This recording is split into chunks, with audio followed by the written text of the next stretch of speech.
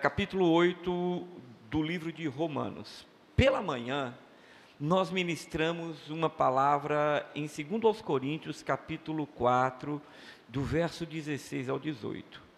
E nós falamos, e é pertinente falarmos e pensarmos sobre as questões das lutas e sofrimentos que passamos nessa terra.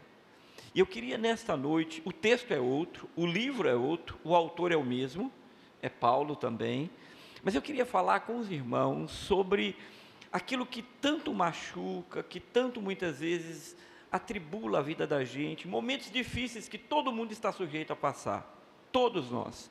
Talvez tenhamos aqui no auditório, talvez alguns irmãos que estejam ouvindo a transmissão desse culto estejam passando por uma dificuldade, em qualquer que seja a área nesse momento.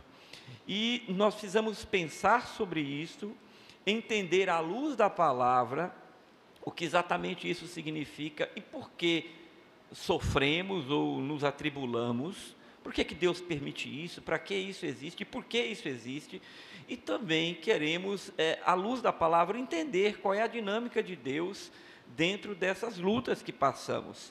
Para isso, agora de noite, você vê que a pastoral tinha a ver com o tema, a leitura responsiva teve a ver com o tema, e nessa noite eu quero falar então dos sofrimentos da presente era e da glória que nos espera no futuro, nos braços do Pai. Romanos capítulo 8, a partir do 18. Romanos 8, a partir do 18, os irmãos vai colocar aí, preste muita atenção nas palavras do apóstolo Paulo, dadas por Deus, porque para mim, tenho por certo que os sofrimentos do presente, do tempo presente, não podem ser comparados com a glória a ser revelada em nós.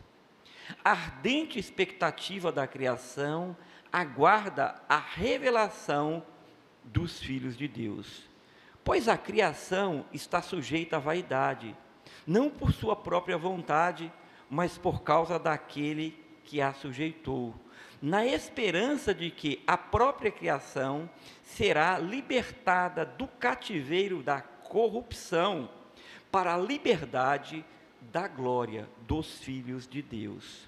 Porque sabemos que toda a criação, a um só tempo, geme e suporta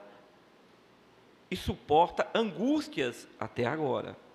E não somente ela, mas também nós, que temos as primícias do Espírito, igualmente gememos em nosso íntimo, aguardando a adoção de filhos, a redenção do nosso corpo.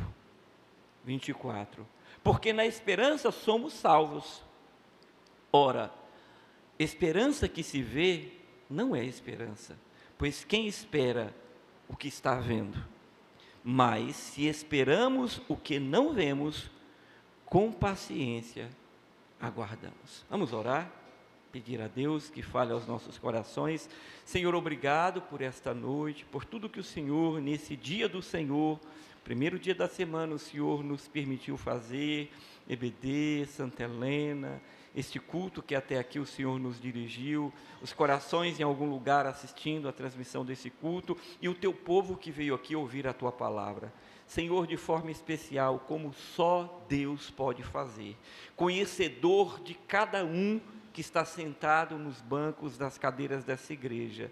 Deus, como só o Senhor sabe e conhece os corações, pedimos que nessa noite tua palavra seja manifesta de forma pura, cristalina, abra os olhos do entendimento do teu povo, para que a tua palavra produza os resultados que ela promete, nos libertando, produzindo fé, consolando, trazendo esperança, mudando os nossos destinos. Para isso, Senhor, usa a vida do teu servo, incapaz em si mesmo de transmitir, mas pelo teu Espírito, que ele sopre nesse lugar, usando a minha vida, usando e falando aos ouvidos do teu povo, e o teu nome seja glorificado por isso, somente o teu nome. Perdoa os nossos pecados, é assim que oramos, no nome de Jesus Cristo. Amém. Esta carta, diferente, o texto é muito parecido, não é? Ele vai acrescentar outras coisas. Mas ele é muito parecido inicialmente com 2 Coríntios 4, 17, 2 Coríntios 4, 16 a 18, que ministramos pela manhã. Mesma temática, mas com algumas coisas aqui que eu quero acrescentar, porque o texto pede e ele aborda outras coisas, mas está falando sobre o sofrimento, as tribulações e tudo que nós vivemos nesse mundo que não é fácil, e quem passa sabe a dor que sente e às vezes nem compreende. A verdade é que há crentes que nem compreendem porque Deus, que é tão bom, que lhe salvou, que lhe amou, lhe permite sofrer, e isso às vezes cria uma angústia.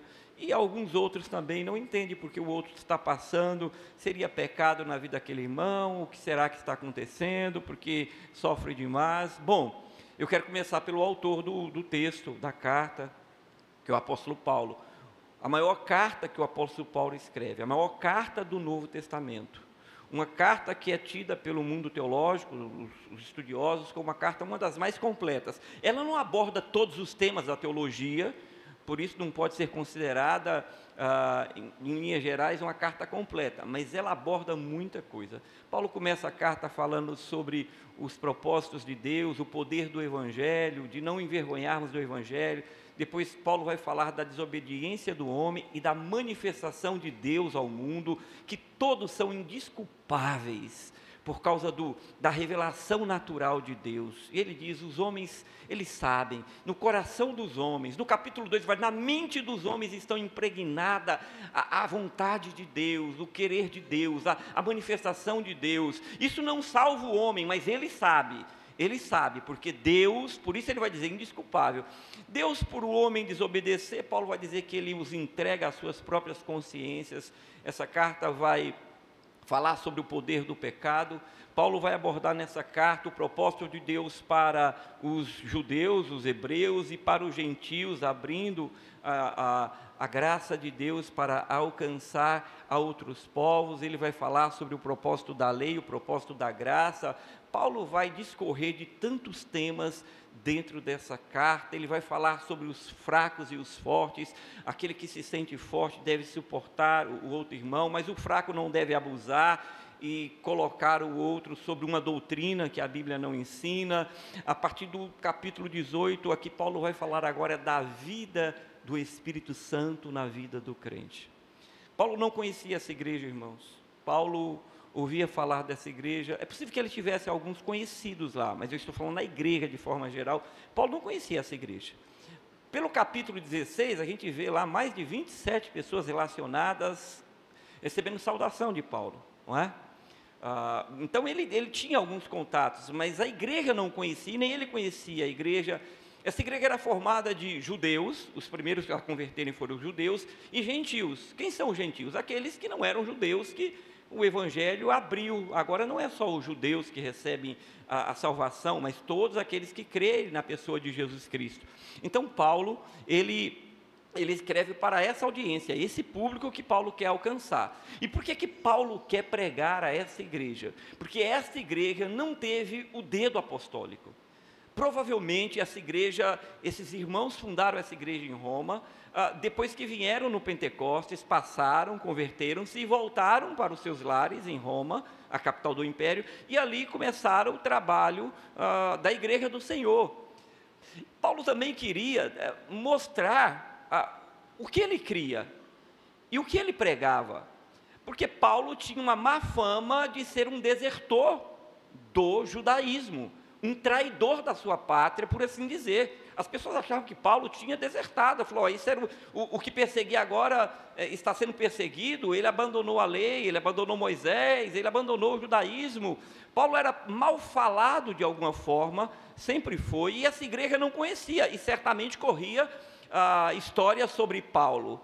Por que Paulo agora prega outra coisa senão a lei de Moisés? Então Paulo escreve esta carta com alguns propósitos. Um deles era esclarecer o que ele cria e que evangelho ele pregava. O outro era expor a graça de Deus agora manifesta em Cristo Jesus. E Paulo também tinha um outro intuito. Eu não vou falar tudo, mas algumas coisas que eu acho interessante. Paulo queria também pedir e buscar apoio missionário.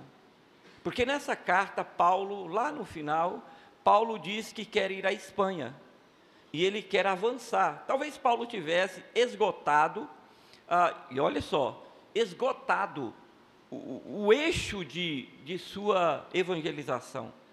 Então ele falou, é hora, plantou muitas igrejas, é hora de partir para a Europa, é hora de pregar o evangelho fora dessa região.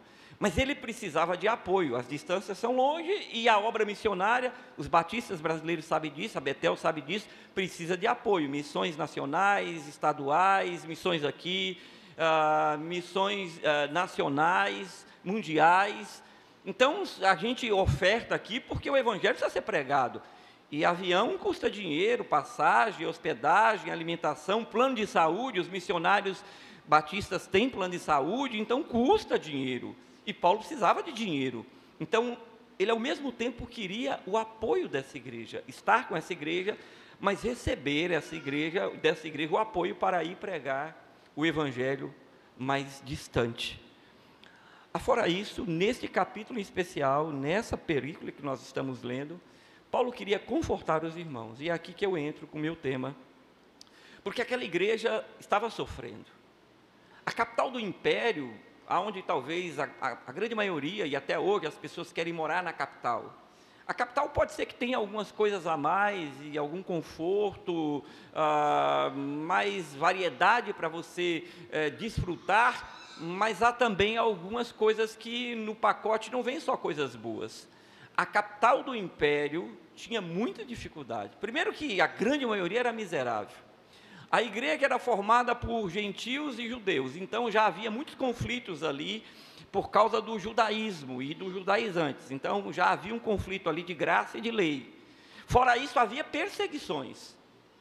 Perceba, aquele povo vivia sobre o império. O César queria ser adorado, a igreja começava a ser perseguida. Ainda que não afinco ainda, Paulo estava em Coríntios, 50 ali, década de Cristo, mas a igreja já começava a ser perseguida, irmãos sendo presos, bens capturados, restrições sendo feitas, e orgias terríveis de todos os lados, irmãos, de todos os lados, perseguindo a igreja, impedindo a igreja, ou atrapalhando a igreja no seu avanço. E se havia tudo isso, havia sofrimento. E Paulo, como um grande pastor, e alguém que tinha sensibilidade, ele quer explicar para os irmãos por que os irmãos estão sofrendo, e o que o sofrimento ensina, e por que Deus permite o sofrimento. Mas ele queria abrir os olhos da igreja para além do sofrimento, e projetar os olhos daquela igreja, ensinando que não foquem apenas no sofrimento, porque não há de se comparar aquilo que você está passando e vivendo com o que há de se manifestar na sua vida. Irmãos, e é aqui que começa a nossa mensagem, depois desse pano de fundo, para os irmãos entenderem. Por isso, verso 18, venha comigo, verso 18, pode pôr aí, ele vai dizer, porque para mim, tenho por certo que os sofrimentos do tempo presente não podem ser comparados com a glória a ser revelada em nós. Meus queridos, aquele povo que estava sofrendo, tudo isso que nós comentamos aqui, Paulo está dizendo, irmãos, eu sei que vocês estão sofrendo, eu sei que as perseguições, as discórdias aí no meio de vocês, eu sei que um pensa assim, o outro pensa assado, diferente da carta de manhã, que foi 2 Coríntios, que era muito pontual, e eu falei, era problemas internos da igreja, agora é uma coisa mais abrangente, mas Paulo vai dizer de abertura, dizendo, eu tenho por certo que o que vocês estão passando aí, não é comparado ao que há de se manifestar. Paulo está querendo e agindo através da inspiração de Deus, do Espírito soprando nele, dizendo, não foque, não pense que isso é o fim, não pense que isso vai destruir sua vida, não ache que Deus não está olhando por você, porque o que você está passando, não há de se comparar com a glória que será revelada, se vai ser revelada, é alguma coisa que ainda não se manifestou, é nesse sentido revelado aqui, que Deus fará do desfrute que será a eternidade aos braços do Senhor. Então, se você pensar dessa forma, você vai ter esperança no seu coração de que este sofrimento não tem comparação com aquilo que Deus está preparando. Jesus vai dizer lá a João: eu vou preparar um lugar, para onde eu estiver, estejais vós também. Louvado seja o nome do Senhor. O que Paulo está querendo dizer, o que se aplica aos nossos dias, em todos os tempos, é: crente, servo de Deus, discípulo de Jesus, por favor, não coloque o seu foco no seu sofrimento. Ele existe, ele é real, crente sofre também, mas preste atenção, a sua pátria não é essa aqui, a sua pátria é gloriosa e não pode ser comparada com tudo que você está vivendo, porque a sua pátria lhe espera, a sua pátria é no céu. É isto que Paulo fala, porque para mim tenho por certo que os sofrimentos do tempo presente, e quem fala isso é o apóstolo que mais sofreu. Ninguém foi mais perseguido, caluniado, esbofeteado, chicoteado, naufragado. Ninguém passou por mais dificuldades do que este homem, que escreve essa carta e diz a essa igreja: irmãos, o sofrimento é real. Paulo não está negando o sofrimento no verso 18. Não é uma questão de negar: eu estou com dor e vou fingir que não estou. Não, não finja. Eu estou de luto, eu vou fingir que não estou de luto. Não, não finja, sofra seu luto. Eu estou passando um aperto financeiro, mas eu vou pensar que está cheio de dinheiro na minha conta. Não, isso é mentira, não faça isso. Mas entre fazer essas coisas erradas e a negação, e pensar com esperança numa promessa dada pelo próprio Deus, que apesar de tudo isso, algo soberano e sobrenatural, de glorioso lhe espera, e é muito maior, traz consolo aos nossos corações, e nos faz desapegar deste mundo caído. Por isso ele fala: não dá para comparar a glória que será revelada em nós. Um texto para a gente paralelo, por favor, coloque aí, Apocalipse 21, 4, para a igreja ler, que é um texto que vai nos mostrar que Ele enxugará dos nossos olhos toda lágrima, já não existirá mais morte, não haverá mais luto, não haverá mais dor nem pranto. O que Paulo está dizendo a essa igreja no verso 18, dentro do capítulo 8, que fala da vida do Espírito e da forma com que o Espírito nos conduz e consola, é que nós precisamos entender o que nos aguarda. Um dia tudo isso vai acabar, e o que virá não dá nem para descrever. Amém, igreja? Então, apesar do sofrimento existir, não é porque Deus te abandonou, não é porque você é ruim, ou Deus queira que você sofra. Não, é para que você entenda que Deus te chamou. No mundo tereis aflições, mas tem de bom ânimo, eu venci o mundo, que você vai passar por isso. O que podemos dizer desses sofrimentos presentes, como consolo e esperança, é que o presente vai passar, mas a eternidade é para sempre. É como alguém que precisa operar. Daniel estava aqui, saiu, não é? Daniel estava com um problema no joelho, rompeu o menisco, e foi para uma cirurgia. Tem muita gente que foge de uma cirurgia, porque a dor, o risco, o perigo, mas a momentânea dor e perigo de passar pela cirurgia, não tem comparação, porque a partir desse momento, e vai passar, ele vai poder correr, jogar bola. Eu estou fazendo uma comparação do menor para o maior. Agora imagina o que te espera, que Deus foi preparar, é algo glorioso. Avançando, verso 19, ele vai dizer assim: a ardente expectativa da criação aguarda a revelação dos filhos de Deus. Mas eu preciso avançar porque ele vai se completar mais na frente. Pois a criação está sujeita à vaidade, não por sua própria vontade, mas por causa daquele que a sujeitou, na esperança de que a própria criação será libertada do cativeiro da corrupção para a liberdade da glória dos filhos de Deus. Porque sabemos que toda a criação, a um só tempo, geme, suportando angústias até agora. Então, do verso 19 ao verso 22, Paulo vai começar a mostrar àquela igreja, dentro da temática, que não apenas os homens estão sofrendo, mas que toda a criação. Agora Paulo vai entrar aqui na questão da queda do homem, no capítulo 3 de Gênesis. E Paulo vai dizer: irmãos, prestem atenção, este mundo é caído e por isso não há como não ter sofrimento. A ardente expectativa da criação aguarda a revelação dos filhos de Deus, nos envolve. Perceba a construção que Paulo fala aqui. Ele fala da queda, do pecado que amaldiçoou toda a terra, os homens e a terra. Ele nos envolve como o ponto central da restauração, e isso aqui é importante, porque ele vai dizer no verso 20: pois a criação está sujeita à vaidade, não por sua própria vontade, mas por causa daquele que a sujeitou. Quem a sujeitou?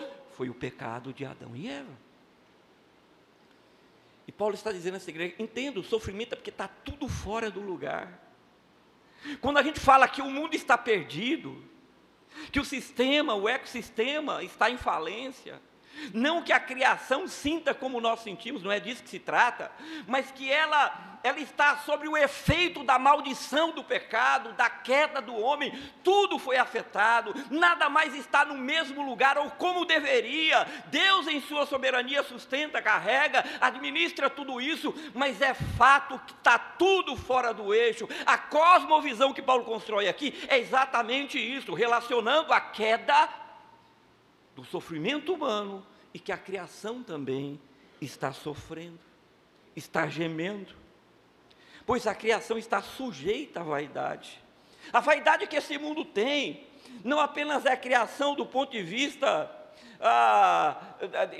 de animais, da flora, da fauna, mas os valores e princípios, a vaidade por sua própria vontade, por causa daquele que a sujeitou. Está tudo fora do eixo, o mundo está perdido, as coisas estão evoluindo e cada dia partindo para longe de Deus e não para próximo de Deus. Ele diz: na esperança de que a própria criação seja libertada do cativeiro da corrupção. É isso, é disso que se trata. A corrupção que foi instalada por causa da queda, que não respeita, que destrói, que atormenta. Aproveitando a semana, que cada semana é uma história nova, aqueles que deveriam ser guardados, aqueles que deveriam ser respeitados por mais um pouco, porque já pagaram um preço, já se dedicaram à sua pátria, já se dedicaram, já criaram seus filhos, e deveriam agora descansarem, curtirem com seu esposo, sua esposa, a criação. Essa semana estoura um escândalo de corrupção dentro do INSS, tirando bilhões do bolso daquele que está aposentado, de um mundo completamente caído, que geme. Paulo diz que geme. O termo grego aqui é dor, é uma pressão tão grande que geme. Paulo está dizendo para os irmãos: sabe, todo esse sofrimento, ele é mais do que pessoal na sua vida, ele é um sistema que foi completamente afetado. Por isso Paulo traz a criação para mostrar, na esperança que a própria criação será libertada do cativeiro e da corrupção, para a liberdade da glória dos filhos de Deus. Verso 22, me acompanhe. Porque sabemos que toda a criação a um só tempo geme e suporta angústias até agora. Olha os termos que Paulo usa, Max, para expressar o que está acontecendo nessa cosmovisão de mundo, para explicar àqueles irmãos: segura aí, sustenta aí, foque na eternidade. Por isso ele abre o verso 18 dizendo: eu tenho por certeza que tudo isso que está acontecendo não há de se comparar, mas ele ainda vai trazer uma esperança. Atos 3:21, pode pôr aí para mim. Atos 3, 21.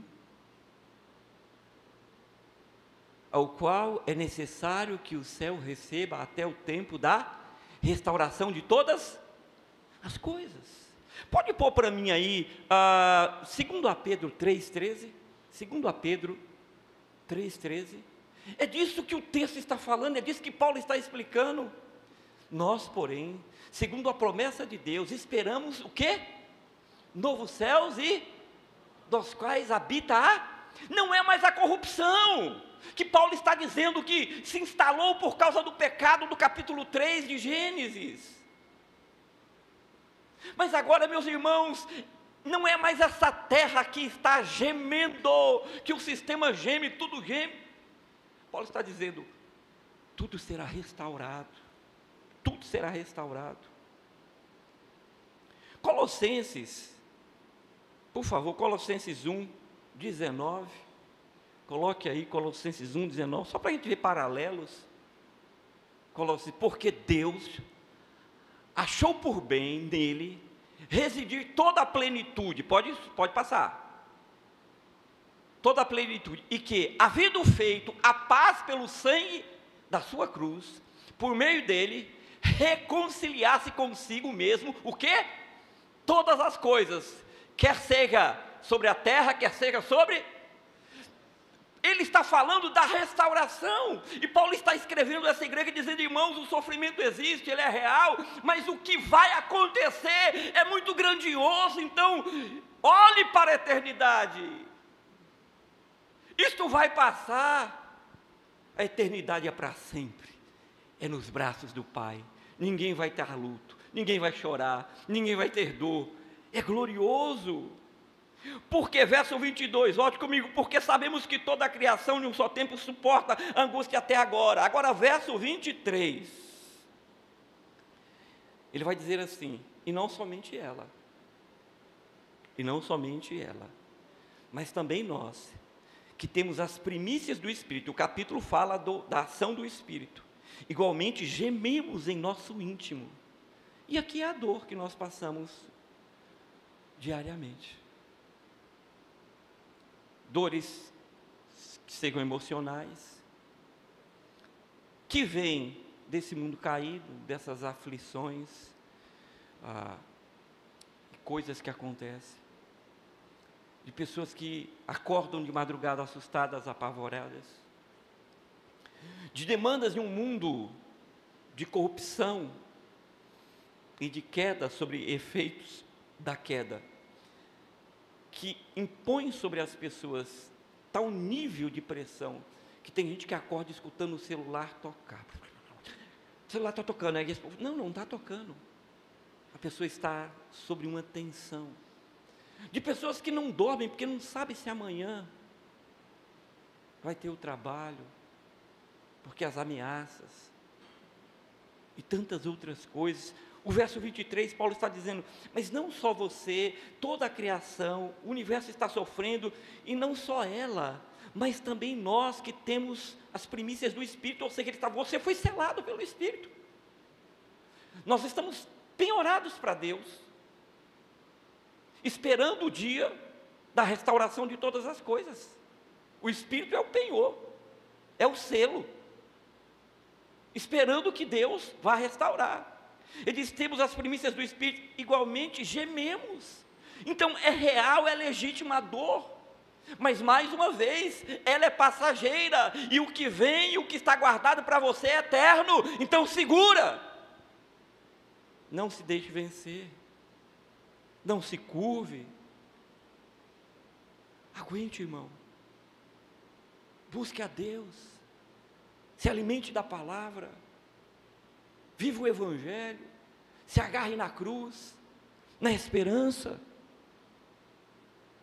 Gememos no íntimo, aguardando a adoção de filhos, a redenção do nosso corpo. Paulo não está dizendo que você não tem um Espírito Santo, nem está dizendo para a igreja aqui que não tinha, mas ele está dizendo que a obra ainda não finalizou. Sim, já temos o Espírito, sim, já somos filhos adotados em Cristo Jesus. O que Paulo está dizendo é porque ainda é o sim e ainda não. É o já, mas o ainda não. porque esta obra ainda será completada. E quando será completada? Aí ele vai dizer daquilo que ele fala em outra carta, e que a igreja muitas vezes se esquece, desvaloriza o corpo, acha que esse corpo é matéria, é do pó e vai para o pó, e é verdade, mas não se esqueça que Cristo foi a primícia da ressurreição. E o corpo que se levanta de Jesus não é o mesmo. Ele passa em portas, ele faz coisas que o corpo que o crente vai receber, e Jesus foi as primícias disso, e que Paulo agora cita para dar esperança e fala: e nós aguardamos a redenção do nosso corpo, um corpo ressurreto que vai se levantar, pronto, porque esse corpo, embora salvos, embora habite o Espírito Santo, ainda perece, ainda adoece, ainda chora, ainda sofre, mas um dia, segundo as Escrituras, esse corpo será restaurado, porque para um novo céu e uma nova terra, esse corpo não dá conta. Então o crente tem que ter a esperança de que um dia um novo corpo chegará a ele, um corpo glorificado, para desfrutar dos textos que lemos, do novo sol e da nova terra, do novo céu e da nova terra, aguardando a adoção de filhos, a redenção do nosso corpo. Apesar da dor, das dificuldades, e não há como escapar delas. Acho difícil alguém passar por essa terra sem ter embates, dificuldades e outros. Mas Paulo escreve a esta igreja perseguida, com conflitos, dentro do império, orgias, idolatria, feitiçaria, panteões, culturas diversas e seitas e filosofias gregas rodando todo o tempo. Paulo diz: irmãos, apesar de tudo isso, fiquem firmes, porque toda a criação está gemendo, e nós também estamos gemendo, mas nós temos esse gemido no íntimo, mas sabemos também que um dia aguardamos a redenção de filhos de Deus, a adoção de filhos de Deus, a redenção do nosso corpo. Isso é muito consolador. Eu queria colocar-se aí, Gênesis 3,17 não, perdão, 2 Coríntios 5, 2, 2 Coríntios 5, 2, 2 Coríntios 5, 2, vai dizer: por isso, nesse tabernáculo, casa, palavra que significa casa, né? Habitação, é uma figura para dizer do nosso corpo. Por isso, nesse tabernáculo, gememos, desejando muito ser revestidos, o quê? Da nossa habitação celeste. Que coisa maravilhosa! É o que vai acontecer comigo e com você. É o que Deus quer para nós. Por isso, Paulo abre e diz: não dá para comparar. Não temos como escapar aqui. Estamos no mundo. Jesus falou: não tire-os do mundo, livre-os do mal. Do mal, da destruição. Mas não tem como. Mas é aqui que é o foco do crente. É aqui que devemos focar. Ainda coloca para mim aí Efésios 1, 13. Efésios 1, 13. Efésios 1, 13. Nele também vocês, depois que ouviram a palavra da verdade, o evangelho da salvação, tendo nele também crido, receberam o selo do Espírito Santo da promessa. Você está selado, penhorado. Há uma promessa, e a promessa para a sua vida, Paulo está dizendo para aquela igreja: há uma promessa para vocês, fiquem firmes, porque um novo céus vos aguarda, e Deus estará para sempre com vocês. Verso 25, verso 24, estamos indo para o fim. Ele vai dizer assim: porque na esperança somos salvos. E aqui Paulo vai terminar trazendo esperança. Porque na esperança somos salvos. Estou lendo aqui o texto sagrado. Estou com a Bíblia aberta aqui no tablet. Na esperança somos salvos. Ora, esperança que se vê não é esperança. Paulo aqui vai mexer no conceito da fé. Paulo aqui nos direciona para Hebreus, capítulo 11. Falou: esperar o que você está vendo. Eu sei que esse celular está ali, eu não preciso de fé, nem de esperança. Tem um celular na minha frente me gravando. Mas se não tivesse, eu poderia estar, oh Deus, eu oro ao Senhor, eu quero a esperança, Senhor, de que um dia nós poderemos comprar um celular para fazer transmissões aqui. Isso é esperança, mas tê-lo aqui e falar sobre isso não é esperança. E não precisa de fé, porque ele já está aqui. Ele diz, porque a esperança, porque na esperança somos salvos. Porque alguns podem dizer, qual é a esperança que eu tenho? Qual a certeza? A certeza é a palavra, a garantia foi dada por Deus, o selo é o Espírito Santo, as promessas são diversas. Poderia ter trago, e tenho aqui na minha referência ao lado, aqui, várias citações, mas não dá, é muita coisa, de promessas de Deus, nos falando sobre aquilo que nos espera. Mas esperança não é o que se vê, é o que não se vê. Hebreus 11:1, põe aí Hebreus 11:1. Para que a igreja veja, leia. Ora, a fé é a certeza. Paulo abre essa película dizendo, eu tenho por certeza, por certo. Diz, a fé é a certeza das coisas que se esperam, a convicção de fatos que não se veem. Irmãos, você pode não estar vendo, irmão, você pode não estar vendo uma luz no fim do túnel, mas se você visse, pudesse enxergar, não precisaria de fé. A fé está no amparo da promessa. Um timoneiro que está num navio mercante levando a sua embarcação em alto mar no escuro, ele é guiado por um farol, então ele não para. Ele sabe que há perigos ali em algum lugar, mas ele não para, porque o farol aponta um caminho, e ele olha, ele não foca as dificuldades, ele foca o farol, ele fala, se eu seguir o farol, eu chegarei ao meu porto seguro, porque esse farol é uma esperança de que nada vai acontecer. Deixa eu te dizer, a esperança que você tem é a palavra de Deus e não de homem, e ele disse, tudo isso vai passar, a dor passa, mas o que eu tenho para você é eterno e duradouro. E é nisto que a igreja tem que se apegar. Então você não precisa ver, você precisa crer, porque a parte B do verso 24 vai dizer, ora, esperança que se vê não é esperança, pois quem espera o que está vendo? Por fim, verso 25, mas se esperamos o que não vemos, com paciência esperamos. E aqui é a didática de Deus nas provas, nas lutas, dentro de um mundo caído. Deus nos ensina, Deus nos forja, Deus nos prepara, Deus nos aperfeiçoa,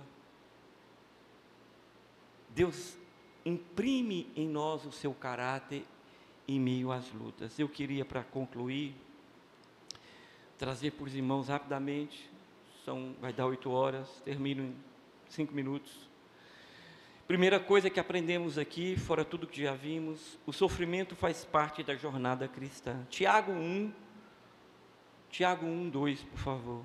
Irmãos, se alguém pregou, ensinou você, ou se você escuta aí na internet, que Cristo te chamou e sua vida vai virar mar de rosas no sentido dessa existência, essa pessoa está lendo algum outro livro, não deve ser a Bíblia, ou se não entendeu como interpretá-la. Meus irmãos, tem um motivo de grande alegria o fato de passarem por várias provações. Pode passar o próximo. Sabendo que a prova da fé que vocês, sabendo que a provação da fé que vocês têm produz perseverança. Existe uma didática no sofrimento. Pode passar. Ora, a perseverança deve ter ação completa para que vocês sejam perfeitos e íntegros, sem que lhes falte nada. Sabe, o sofrimento, ele deve aperfeiçoar o crente. Ele deve forjar o caráter do crente, a habilidade do crente, a sabedoria do crente. Por isso, o sofrimento, em primeiro lugar, faz parte da jornada desta caminhada com Cristo. Você não é diferente. Você vai passar. Mas Jesus disse, eu estarei com você até o fim. Segundo, as aflições são passageiras, a glória é eterna. Eu sempre penso isso quando alguma coisa não muito boa acontece na minha vida. Está doendo, está ruim, está incomodando, está péssimo, mas isso vai passar, porque nem a dor dura para sempre. Isso vai passar. 2 Coríntios 4,17. 2 Coríntios 4,17. Coloque aí. Porque passa, irmãos. Olha lá. Porque a nossa leve e momentânea tribulação produz para nós um eterno peso de glória, acima de toda a comparação, né? Parece uma repetição do 18, né? Mas é outro livro. Mas Paulo está abordando. Paulo fazia isso porque ele sabia que era importante falar para a igreja e trazer esperança para a igreja. Então, irmãos, existem aflições, mas elas são passageiras, elas não vão durar para sempre. E o sofrimento, ele gera uma dor, mas de repente vem, olha uma mulher grávida, as mães aqui, é aquela dor indescritível. A gente fala por teoria, porque o homem, né, não sabe o que é isso, não é, irmão Edilson? Mas as mulheres falam, aquela dor, aquela coisa assim, que elas falam, eu vou morrer, parece a morte, e de repente aquela dor, um sofrimento, e o menino pula. E quando ela vê o filho, a filha, as lágrimas escorrem, e é uma alegria, ela já não se lembra da dor. É o que o texto sagrado nos ensina. Quando nós vemos a trombeta tocar, o arcanjo soprando a trombeta, você esquecerá de tudo. Isso vai dizer, Jesus me chama, eu estarei com o Pai eternamente louvando. Então o sofrimento, lembre-se sempre disso, ele está aí, mas ele vai passar. Terceiro, existe uma glória revelada para os filhos de Deus. Por que revelada? Esse revelado aqui não tem a ver com a revelação das Escrituras no sentido que a gente conhece teologicamente. Revelado é porque ainda não aconteceu tudo o que tem que acontecer. Então ainda irá acontecer. Deus começou a obra, nós estamos num processo de santificação. Ainda erramos, falhamos, sofremos, choramos, morremos, nascemos, mas esta obra que será revelada é uma obra escatológica, está dentro da escatologia, daquilo que Deus, mas Ele nos revela, em parte, pelas Escrituras, e um dia ela será plenamente conhecida por todos nós. Por isso, nunca se esqueça que, apesar desse sofrimento, haverá uma glória tão tremenda.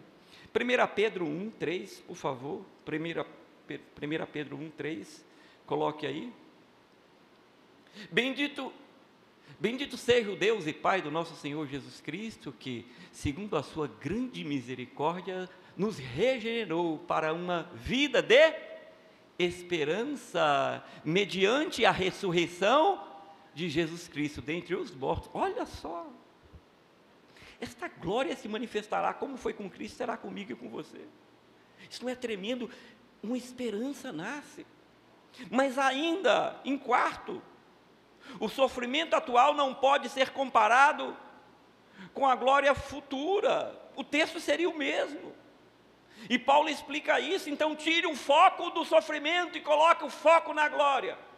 Eu falei pela manhã no outro texto, um atleta não está ali lutando, jogando bola, fazendo o que tem que fazer, ginástica olímpica, sei lá o quê, não porque pela ausência de dor, porque treino não deve ser fácil, eu escuto relatos, concentração não é fácil, abrir mão de tantas coisas, família, meses, às vezes ano, recluso em algum lugar, mas ele sabe, porque o foco dele não é o sofrimento daquele momento, ele fala, é o foco e eu olho para a medalha de ouro que eu quero. Então ele esquece do sofrimento, e ele dá o seu melhor, e ele não abre mão, com dor, sem dor, porque ele sabe, eu sei para onde estou indo, eu sei o que eu quero. Nesse sentido, os atletas são um grande exemplo. Por isso o esporte é didático, para que você ensine através dele os seus filhos grandes lições. E por fim, o pessoal do louvor pode vir. A convicção pessoal fortalece a perseverança. Hebreus 10, 23, põe aí para mim. A convicção pessoal, compreensão da palavra, fortalece a nossa perseverança.